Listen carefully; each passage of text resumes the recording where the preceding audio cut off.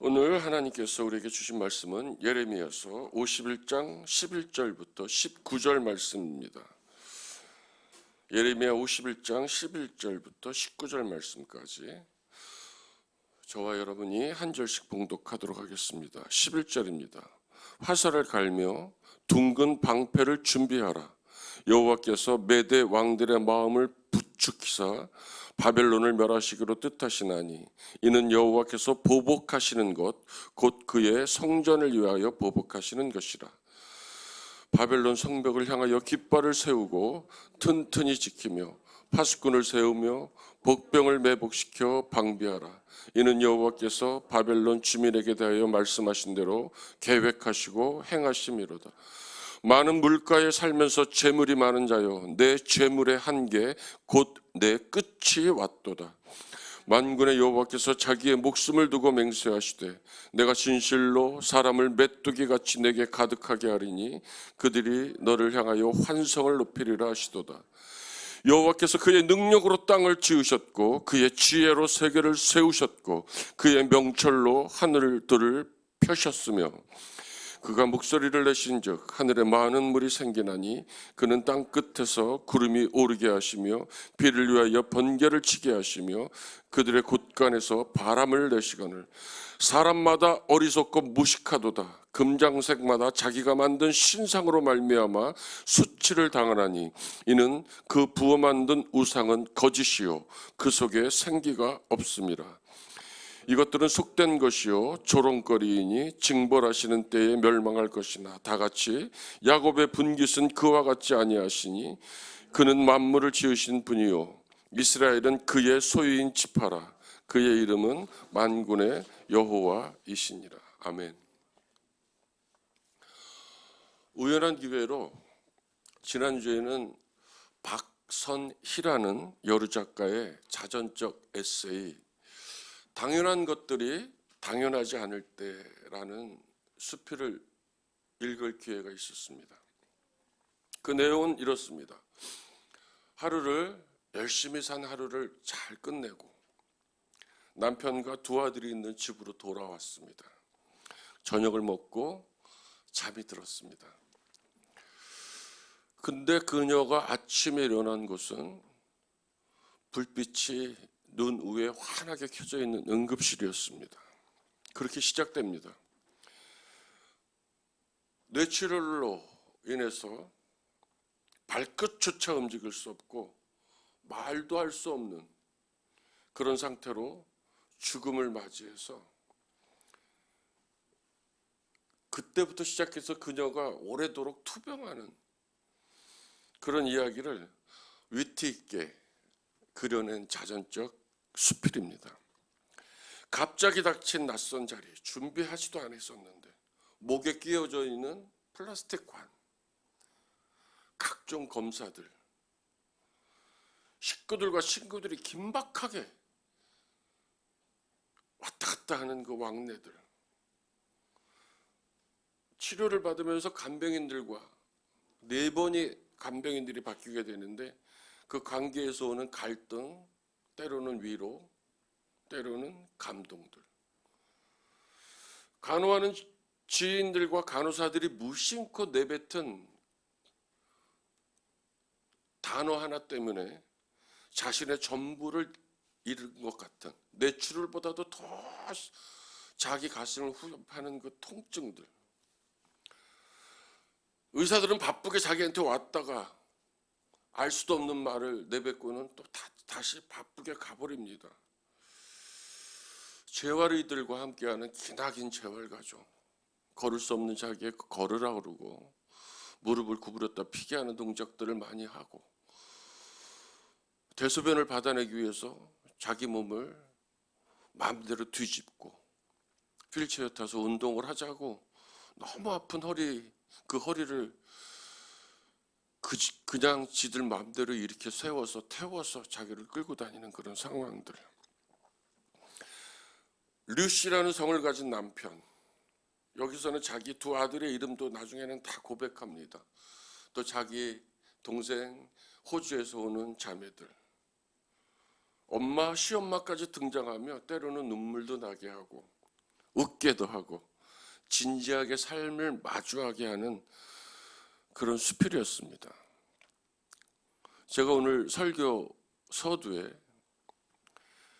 당연한 것들이 당연하지 않을 때라는 이 수필을 이야기하는 까닭은 그 수필 끝에 있는 그녀의 고백 때문에 그렇습니다. 그 내용은 다음과 같습니다. 뇌출혈은 사망률이 높은 질병이다. 중약. 다행히 뇌출혈을 막아 목숨을 살려도 심각한 후유증을 남긴다. 또 중약.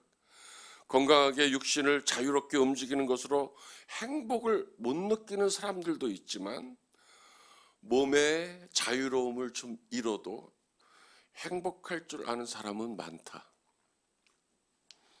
나도 그 중에 한 사람이다. 많은 운동 능력을 잃었지만 운 좋게 살아남아 불편한 몸으로도 일상의 소소함을 즐기며 살고 있다. 중약. 이 나의 이야기는 명쾌한 치유기가 아니다. 나는 이렇게 병을 이겨내었거나 이렇게 좋아지고 있다는 이야기도 아니다. 지금 나는 내가 살아온 삶 중에 좀 불편한 상태를 경험 중이다. 그럼에도 나는 매우 잘 살고 있다. 아프지 않았다면, 불편하지 않았다면 결코 알지 못했던 시간들이다. 그렇게 끝납니다. 오늘 우리가 읽은 본문 내용은 하나님이 열방을 향한 심판을 하겠다는 내용입니다. 애굽, 블레셋, 모압, 암몬, 다메섹, 게달과 하솜, 엘람에 이어서 바벨론에 대한 멸망을 예레미야 선지자를 통해서 예언하게 하는 내용입니다.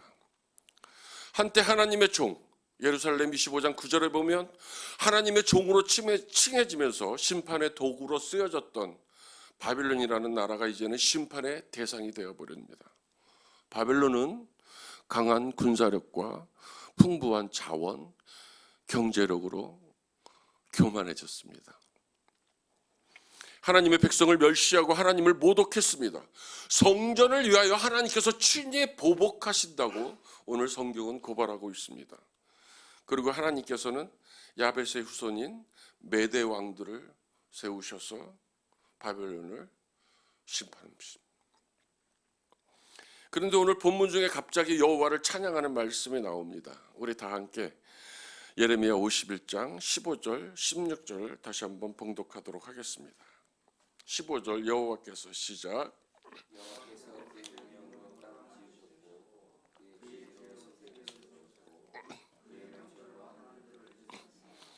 그가 목소리를 내신즉 하늘에 많은 물이 생기나니 그는 땅 끝에서 구름이 오르게 하시며 비를 위하여 번개를 치게 하시며 그의 곳간에서 바람을 내시거늘.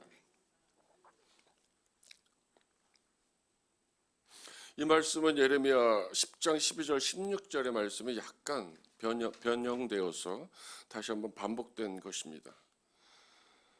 만군의 여호와 야훼 체바오트, 만군의 여호와 하나님의 권능과 지혜와 명철이 그 뒤에 이어지는 우상들의 무능과 어리석음과 무지와 대조되고 있습니다. 만군의 여호와라는 제가 원어를 사용합니다. 야훼 체바오트라는 이 칭호는 원래 별들과 그 천체 위에서 전 우주 만물을 지배하고 계시는 여호와 하나님의 절대 주권을 말할 때 이 만군의 여호와라는 말을 씁니다. 어린 다윗이 블레셋을 대하여서 블레셋 사람들에게 싸우러 나갈 때 너는 칼과 단창으로 내게 나오구냐. 나는 만군의 여호와의 이름 곧 내가 너희가 모욕하는 이스라엘 군대의 하나님의 이름으로 내게 나아간다 할 때 다윗이 이 만군의 여호와라는 칭호를 사용합니다.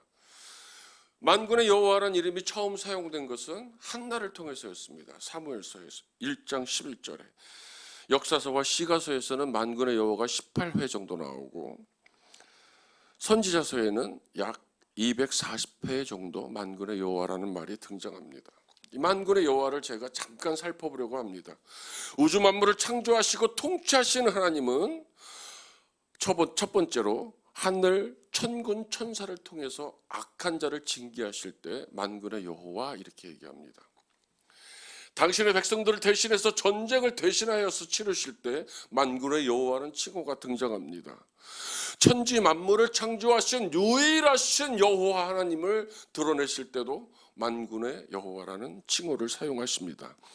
권세와 능력이 무한하신 분, 하늘 보좌에 앉으셔서 천사의 시종을 받으시는 하나님을 설명할 때 만군의 여호와라는 말을 씁니다.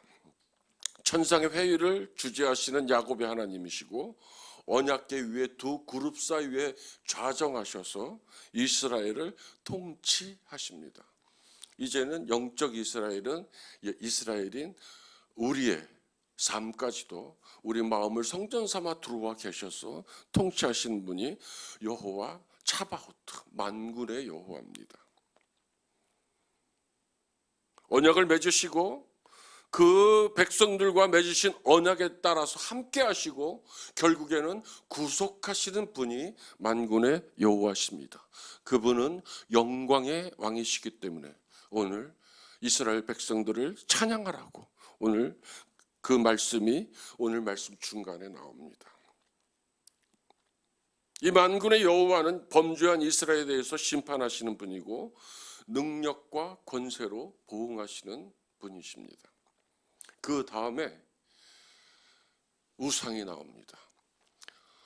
이 우상은 헛된 것, 가치 없는 것, 아이돌스 이렇게 얘기하는데 그 우상에 대한 고발을 제가 성경에 한 두 군데 정도 찾아보겠습니다. 시편 115편 4절에서 8절 나온 말씀을 세 번역으로 제가 한번 읽어보겠습니다. 이방 나라의 우상은 금과 은으로 된 것이며 사람이 손으로 만든 것이다. 입이 있어도 말하지 못하고 눈이 있어도 볼 수 없으며 귀가 있어도 듣지 못하고 코가 있어도 냄새를 맡지 못하고 손이 있어도 만지지 못하고 발이 있어도 걷지 못하고 목구멍이 있어도 소리를 내지 못한다. 우상을 만드는 사람이나 우상을 의지하는 사람은 모두 우상과 같이 되고 만다. 시편 기자의 우상에 대한 얘기입니다. 이사야서에는 더 길게 우상을 고발하고 있습니다. 우상을 만드는 자는 모두 허망한 자들이다. 이사야 44장 9절부터 20절까지. 그들이 좋아하는 우상은 아무 쓸모가 없는 것들이다. 이런 우상을 신이라고 증언하는 자들은 눈이 먼 자들이요 무지한 자들이니 마침내 수치만 당할 뿐이다. 아무 유익도 없는 신상을 만들고 무익한 우상을 부어 만드는 자가 누구냐? 그런 무리는 모두 수치를 당할 것이다. 그러면서 철공, 목공, 대장장이들이 만드는 우상에 대해서 길게 설명을 합니다. 대장장이가 만드는 내용에 대해서 잠깐 성경을 살펴보겠습니다. 불을 떼고 남은 토막으로는 신상 곧 우상을 만들고 그 앞에 엎드려 숭배하고 그것들에게 기도하며 나의 신이여 나를 구원하여 주십시오라고 빈다. 백성이 알지도 못하고 깨닫지도 못하는 것은 그들의 눈 수 없기 때문이며 마음이 어두워져서 깨달을 수 없기 때문입니다. 이것이 우상에 대한 성경의 고발입니다. 어제는 사도행전 말씀을 들었습니다. 바울과 바나바가 걷지 못하게 된 사람들을 그 안에 믿음이 있는 것을 보고 하나님의 말씀으로 고칩니다. 그러자 그 도시에 있는 사람들이 바울과 바나바를 보고 이렇게 얘기합니다. 사도행전 14장 11절에 신들이 사람의 형상으로 우리 가운데 내려오셨다. 저도 그리스 로마 신화를 젊었을 때 무척 감동적으로 읽었습니다. 니오베라는 눈물의 여신이 좋아가지고 그 조각상을 집에 자취하는 조각방에다가 사다 놓은 적도 있었고, 제가 좋아하는 이카루스라는 밀랍으로 만든 날개를 달고 하늘로 올라가는 그 이카루스를 청년 때 동경했던 적도 있습니다. 사람들이 얘기합니다. 바울과 바나바는 신들이다. 그 신들이 사람의 형상으로 내려오셨다. 제사를 드리려고 합니다. 그때 바울과 바나바가 그 사람들에게 얘기합니다. 여러분, 어찌하여 이런 일들을 하십니까? 우리도 여러분과 똑같이 성정을 가진 사람입니다. 그러면서 우상에 대한 영역을 확장시킵니다. 우리가 여러분에게 복음을 전하는 것은 여러분이 이런 헛된 일을 버리고 하늘과 땅과 바다와 그 안에 있는 모든 것을 만드신 살아계신 하나님께로 돌아오게 하려는 것입니다. 이제는 말 못하고 걷지 못하고 만지지 못하고 목소리를 내지 못하고 듣지 못하고 움직이도 못하는 우상의 실체에서 이제는 헛된 일까지로 우상의 영역을 넓힙니다. 디모데전서 4장 7절에 이런 말씀이 나옵니다. 망령되고 허탄한 신화를 버리고 경건에 이르도록 내 자신을 연단하라. 이 얘기를 세번역으로 다시 번역하면 저속하고 헛된 꾸며낸 이야기들을 물리치십시오. 경건함에 이르도록 몸을 훈련하십시오. 다시 한번 메시지 성경역으로 한번 읽어보겠습니다. 신앙을 가장한 어리석은 이야기를 멀리하십시오. 하나님 안에서 날마다 훈련하십시오. 허탄한 일, 헛된 일, 망령되고 허탄한 신화, 지속되고 헛된 꾸며낸 이야기들. 오늘 정치권에서 또는 윤리 도덕적으로 아니면 시대의 흐름 속에서 마치 선한 일처럼 인류가 달려나가야 될 길인 것처럼 가장해서 우리를 유혹하는 슬로건들이나 사상들이나 그 내용들이 많습니다. 자, 건너뛰어서 오늘 설교 제목을 제가 하나님의 능력, 하나님의 계획 이렇게 얘기했습니다.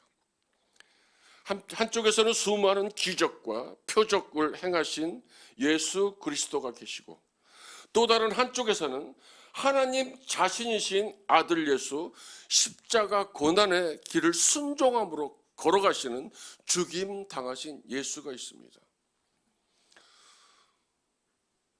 십자가에 달린 그 강도도 똑같은 질문을 합니다. 당신이 하나님의 아들이면 스스로 십자가에서 내려와라. 한편에는 수많은 기적과 표적을 행하신 놀라운 능력의 예수 그리스도가 계시고 한쪽에서는 죽임당하신 도살당하시는 어린 양 예수가 있습니다. 똑같은 예수입니다.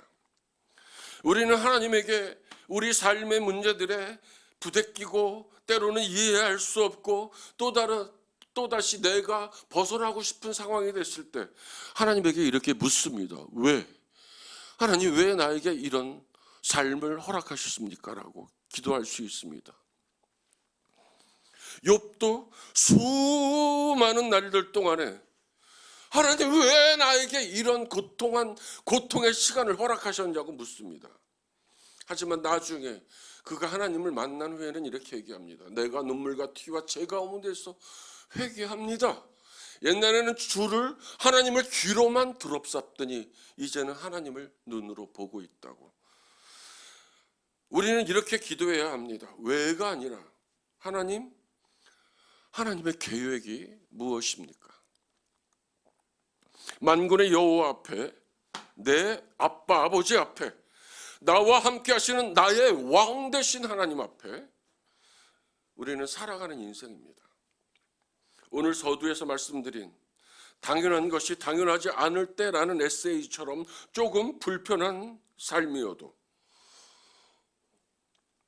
저도 3살 때 소아마비 그 전염병이 우리 동네에 퍼져서 12명의 어린아이들이 갑자기 다 쓰러졌습니다. 하루아침에 9명은 그날 아침에 되자 다 죽었습니다. 허리를 들었을 때 허리뼈가 끊어져서 죽었고 얘야 좀 일어나봐라 하면서 목을 잡았을 때는 목이 부러져서 죽었고 이 소아마비 병균은 뼈를 스스로 제어하지 못하는 전염병입니다. 저는 단지 우리 아버지가 조금 지혜로웠고 한의사를 알고 있었던 조금 부유한 아버지였다는 이유 하나로 그 당시 때는 살았는지 알았습니다. 만지지 마라. 전염병인 것 같으니까 그대로 놔두고 의사를 불러와라. 굉장히 저도 힘들게 살았습니다. 죽음과 마주한 적도 많이 있었고 고등학교 졸업하고 아버지가 바로 돌아가셔서 8년을 자취를 했습니다. 제가 돈을 벌어서 대학을 다녔고 대학원을 다녔고 빛도 안 들어오는 2평 정도 되는 방에서 4년을 살았고 햇빛이 들어오는 방으로 4년만 방 한 칸으로 이사 갔을 때 비닐로 된 옷장을 사다 놓고 방 안에서 춤을 추었던 적도 있습니다. 저도 제 삶을 놓고 하나님께 질문할 수 있었습니다. 하나님 왜 나한테 이런 삶을 허락하셨나요? 근데 중학교 2학년 때 나를 찾아와서 만나 주셨고 끊임없이 내 삶에 들어와서 나를 보살펴 주셨던 그 하나님은 나를 다른 시각으로 보게 했습니다.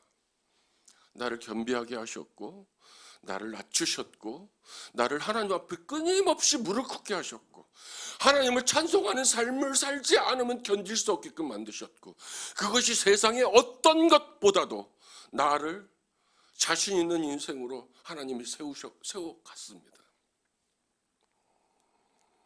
조금 불편한 삶이어도 조금 이해할 수 없는 삶이어도 오늘 살아계신 만군의 여호와 하나님 절대 주권을 그 하나님의 절대 주권을 신뢰하면서 나를 태어나기 전 그 모태에서 내 체질이 형성되기도 전부터 나를 택하신 그 하나님 앞에 내 안에 착한 일을 시작하셔서 그 착한 일을 하나님의 그 날까지 나를 만들어 가실 그 하나님 앞에서 우리의 선한 삶의 여정을 위해 오늘의 말씀을 굳게 잡길 바랍니다. 만군의 여호와는 나의 하나님이십니다. 자, 우리 51장 19절 한번 봉독하시겠습니다. 시작. 야곱의 분깃은 그와 같지 아니하시나니 그는 만물을 지으신 분이요 이스라엘은 그의 소유인 지파라. 그의 이름은 만군의 여호와입니다. 오늘 제 설교는 끝입니다. 이 내용이 무엇인지 여러분에게 알려드리고 오늘 설교를 마치고 기도하다가 돌아가려고 합니다. 세번역에는 이렇게 되어 있습니다. 그러나 야곱의 분깃이신 주님은 그런 것들과 우상들과 전혀 다르시다. 그분은 만물의 조성자이시요 이스라엘을 당신의 소유로 삼으신 분이십니다. 그분의 이름은 만군의 여호와다. 제가 이것을 다시 한번 쉽게 번역하겠습니다. 그러나 우리가 섬기는 하나님은 그렇지 않습니다. 주께서는 만물을 지으시고 이스라엘 백성을 우리를 선택하여 영원히 주님의 백성으로 삼으셨습니다. 오늘 주님의 만군의 여호와 우리를 택하신 주님의 백성의 이름으로 기도하고 오늘 주님의 이름으로 하루 일 승리하시고 오늘 받은 말씀을 가지고 영원히 그 주님의 백성으로 이 땅에서 이기는 인생을 살아가시기를 주님의 이름으로 축복합니다. 우리 다 함께 기도하시겠습니다.